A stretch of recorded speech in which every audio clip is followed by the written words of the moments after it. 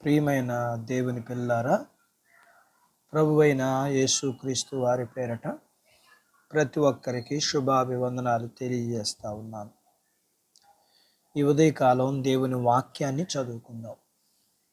పరిశుద్ధ గ్రంథము నుండి సామెతల గ్రంథము 30వ అధ్యాయము 7వ వచనాన్ని చదువుకుందాం.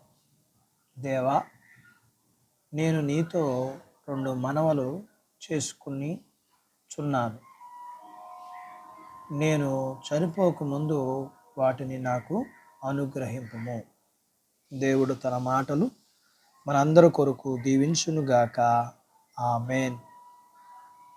ప్రియమైన దేవుని పిల్లలారా, పాత నిబంధనలో ప్రార్థన ఆదాము కుమారుడైన షేతు కుమారుడైన ఏనోషు అనగా ఆదాముకు మనవుడైన ఏనోషు దేవునికి ప్రార్థన చేయటం ప్రారంభించాడు. అటు తరువాత అబ్రహాము కనానులోని బేతేలులో బలిపీఠం కట్టి దేవునికి ప్రార్థన చేయటం చూస్తాం. ఇలా దేవుని బిడ్డలైన ఏనోషు, అబ్రహాముల తర్వాత ప్రార్థనలు చేయటం, అలాగే ఆ దేవుడు మానవుడిగా భూమి మీదకి వచ్చినప్పుడు ప్రార్థన ఎలా చేయాలో నేర్పించారు. ఇలాగా పరిశుద్ధ గ్రంథంలో పలువురు చేసిన ప్రార్థనల గురించి మనం వింటాము. ఏలియా ప్రార్థనని, హిజ్కియా ప్రార్థనని, యెహోషువ ప్రార్థనని, మోషే ప్రార్థనని, పేతురు ప్రార్థనని, పౌలు శీలలు ప్రార్థనని మనం ఎన్నో ప్రార్థనలు వింటాము, చదువుకుంటాము. మనం చదువుకున్న లేఖనంలో ఇక్కడ ఒక వ్యక్తి చేస్తున్న ప్రార్థన మనం విన్నాము. దేవా, నేను నీతో 2 మనవలు చేసుకొనుచున్నాను.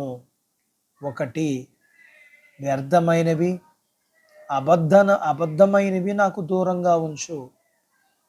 పేదరికం వద్దు, ఐశ్వర్యం వద్దు. వీటి వల్ల నా జీవితం వ్యర్థమైపోతుంది. ఉపయోగం లేనివి, మోసపోయే వాటి వల్ల నా జీవితం అంతా అయిపోతుంది. నా జీవితం అంతా అయిపోతే ఎలా? ఆదాము అవ్వల్లాగా నేను నష్టపోతాను కదా. పేదరికం వల్ల నేను దొంగనై మిమ్మల్ని తిడతానేమో. ఒకవేళ డబ్బులు ఎక్కువైతే మిమ్మల్ని లెక్క చేయనేమో. నా జీవితమేమో కొద్దిది. వీటిని బట్టి నేను నష్టపోయి మీకు దూరమయ్యి నా జీవితం ప్రయోజనం లేకపోతే ఎలా? దేవునికి ప్రార్థించిన వారిలో, వారి ప్రార్థనలో, ఒక్కొక్కరి ప్రార్థనలో ఒక్కొక్క విశిష్టత ఉన్నది. ఈ ప్రార్థనలో జీవితపు విధానాన్ని గురించి అతి సామాన్యమైన వారు కూడా తనను గురించి తాను తెలుసుకుని,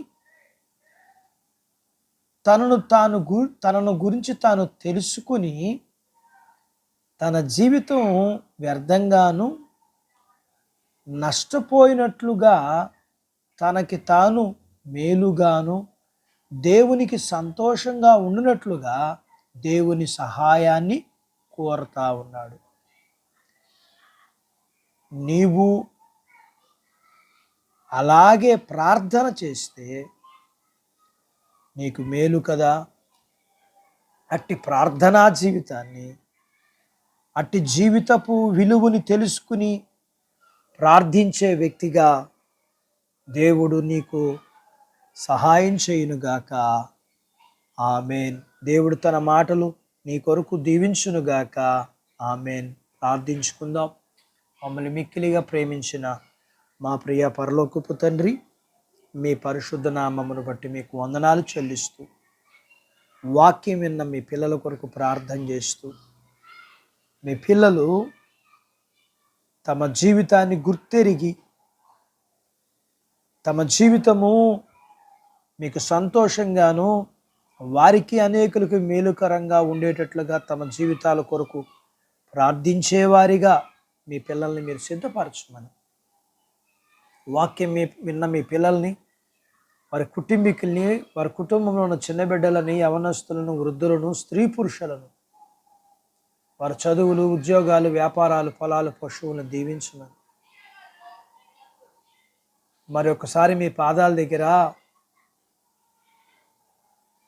ఎగ్జామ్స్ రాస్తున్న పిల్లల కొరకు ప్రార్థన చేస్తూ, చదువుకుని ఎగ్జామ్స్ రాస్తున్న పిల్లలందరికీ వారికి కావలసిన జ్ఞానాన్ని, జ్ఞాపశక్తిని, సిద్ధపాటును, రాకపోకల్లో, ఆరోగ్యాల్లో సహాయం చేయమని, వారు ఉత్తీర్ణులై మంచి భవిష్యత్తును పొందుకోవడానికి సహాయం చేయమని, ఇప్పటికే ఎగ్జామ్స్ రాసి ఉత్తీర్ణులై